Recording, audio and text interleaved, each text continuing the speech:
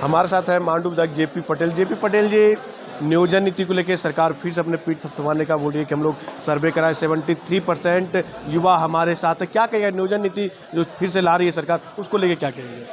उनके साथ क्या युवा, उनका मतलब वोटिंग में वो क्या आया, मतलब किस पक्ष में लोग युवा मतदान किए? उन्होंने कहा कि 2016 वाला पहली जो नियोजन नीति उसको लागू करने के लिए बोला 2016 पहले कौन नियोजन नीति था जो आप लोग लाए थे पहले?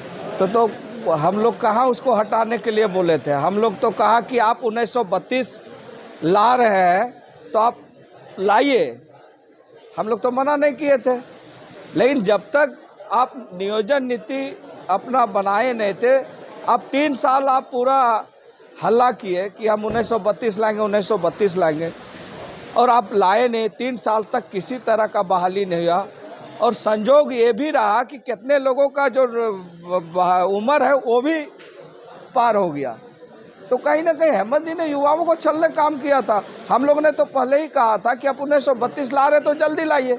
तो आप सदन के माध्यम से कहीं और आप मामला ले जाते हैं। आपको सिर्फ जब रघुवर जी का नियोजन नीति पसंद नहीं था तो आपको संकल्प बदलना था।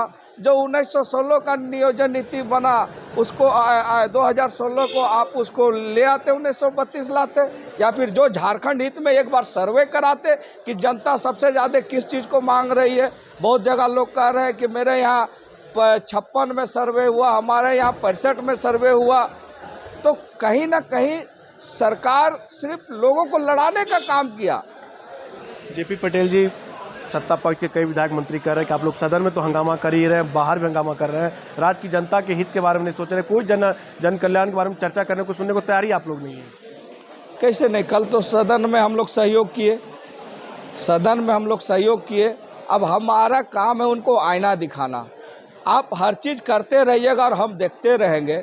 आप जो है आप जनता के सेवा के लिए, जनता के सुरक्षा के लिए आप एसपी को भेजे हैं जिला का सुरक्षा के लिए। तो एसपी क्या कर रहे हैं? बालू चोरी करवा रहे हैं, कोयला चोरी करवा रहे हैं, दिन रात मोटरसाइकिल, हाईवा, मतलब ट्रक, यहाँ तक कि जेएसएमडीसी का भी चीज़ जो है, अब कोयला जो जेएसएमडीसी का लिंकेज का कोयला जो फैक्ट्रियों को आवंटित होता है कि आप अपने फैक्ट्री को सुचारू रूप से चलाइए, सरकार आपको सब्सिडी में कम पैसे में आपको कोयला आवंटन करेगी। ई ऑक्शन होता है, टेंडर 12-13 हज़ार रुपया में कोयला लेता है, और इन लोगों को सरकार प्रोत्साहन कर रही है कि आपको सब्सिडी दे रहा है, आप 3,000 में लीजिए, 9,000 का छूट दे रहा है।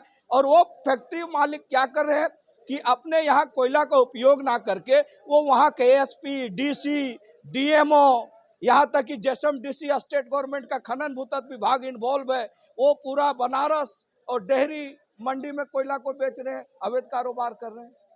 जेपी पटेल जी, कल रामगढ़ उपचुनाव का रिजल्ट है, सत्ता पक्ष का है, फिर से एक बार हम लोग जीतेंगे और रामगढ़ की जनता फिर से विपक्ष को तमाचा जड़ने का काम करेगी। देखिए, लोकतंत्र है, जनता सर्वोपरि है। जनता जो निर्णय सुनाएगा, जो जनादेश देगा, हम लोग को कबूल है। इसमें तमाचा का क्या बात है? सरकार अब आपका सीट था, आप महागठबंधन करके लड़े हैं, हम पिछला बार अकेले लड़े थे। हमारा वोट को जोड़ दिया जाए भाजपा और आशु वोट को, तो हम पिछले बार भी चुनाव जीते थे। हम अलग अलग थे, इसका फायदा अलग आपको मिला। आप अलग लड़ तो लीजिए, कांग्रेस अलग लड़ ले, जेएमएम अलग लड़ ले, आरजेडी अलग लड़ ले, तो औकात उन लोगों को पता चल जाएगा। आप आश्वस्त नहीं है रामगढ़ उपचुनाव को लेकर? क्या बीजेपी और आजसू हार रही है? पूर्ण रूप से आश्वस्त है, और हमारा 110% हमारा जो एनडीए की प्रत्याशी है सुनीता चौधरी, कल वहां से जीतकर विधानसभा में पहुंचेगी, तब आप लोग देखिएगा। तो ये थे हमारे साथ मांडू के विधायक जेपी पटेल जी ने स्पष्ट शब्दों में कहा है कि रामगढ़ उपचुनाव का कल रिजल्ट है, कल कह सकते हैं कि एनडीए की गठबंधन ही जीतेगा। और सदन के बारे में स्पष्ट तौर पर कहा कि हम लोग सहयोग करें, लेकिन जो राज्य में भ्रष्टाचार और अपराधी की घटना लगातार बढ़ती जाए उसको लेकर हम लोग आवाज उठाते रहेंगे। लेकिन देखना होगा कि विपक्ष के द्वारा जो लगातार आवाज उठाया जा रहा है सदन में, उसे सत्ता पक्ष को कितना सहयोग मिलेगा या उनको आईना दिखाने में कितना विपक्ष काम कर सकती है या नहीं। सहयोगी नूतन के साथ मनीष, न्यूज़ रांची। इस नए साल में भी हमारा साथ होगा, दिलों में वही विश्वास होगा, है हमारा वादा।